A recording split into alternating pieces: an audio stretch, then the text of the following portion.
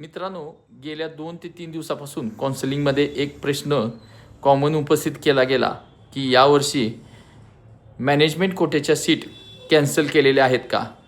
तर मित्रांनो, ही जी गोष्ट आहे ती मॅनेजमेंट कोटा कधीही कॅन्सल होऊ शकत नाही. जर मॅनेजमेंट कोटा कॅन्सल झाला तर त्यामध्ये मॅनेजमेंटचं खूप मोठ्या प्रमाणात नुकसान होऊ शकतं. तर या ठिकाणी काय न्यूज होती CET सेलकडून मी सांगतो. तर या ठिकाणी तुम्हाला जे काही काउन्सिलिंगचे राऊंड आहेत ते सर्व राऊंड CET सेलच्या माध्यमातूनच होणार आहेत.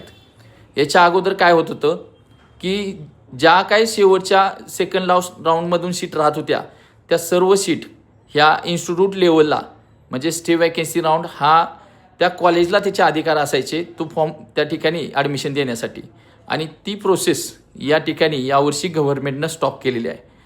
त्यामुळे इन्स्टिट्यूट कोटा जो आहे तो मॅनेजमेंट कोटा आपण त्याला बोलतो तो आहे तसाच आहे. त्या ठिकाणी तुम्हाला जर ॲडमिशन घ्यायचं असेल तर रेग्युलर फीच्या 3 पट फी भरून त्या ठिकाणी तुम्ही ॲडमिशन घेऊ शकता.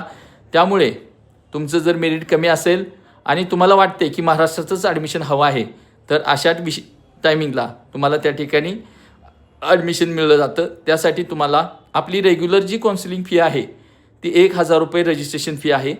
त्याच्यामध्ये ॲडिशनल तुम्हाला 5,000 रुपये इन्स्टिट्यूट कोट्यासाठी एक्स्ट्रा फी भरावी लागते आणि त्यानंतर तुम्हाला त्या ठिकाणी ती चॉईस फिलिंग करण्यासाठी तुम्हाला परमिशन मिळते. तर अशा पद्धतीनं मला वाटते की तुम्हाला ही गोष्ट लक्षात आली असेल तर नक्कीच हा व्हिडिओ आपल्या जास्तीत जास्त मित्रांपर्यंत शेअर करा. तुमचा नीट स्कोअर आणि तुमची कॅटेगरी जर कळवली तर तुम्हाला किती बजेटमध्ये कोणतं कॉलेज कोणत्या राज्यामध्ये मिळू शकतं ते मी प्रेडिक्ट करेन. अजूनही कौन्सिलर आप्पा पेजला फॉलो करा आणि आपल्या मुलामुलींच्या डॉक्टर होण्याच्या स्वप्नांसाठी आजच टेलिग्राम आणि व्हॉट्सअप कम्युनिटी जॉईन करा. जय हिंद, जय महाराष्ट्र.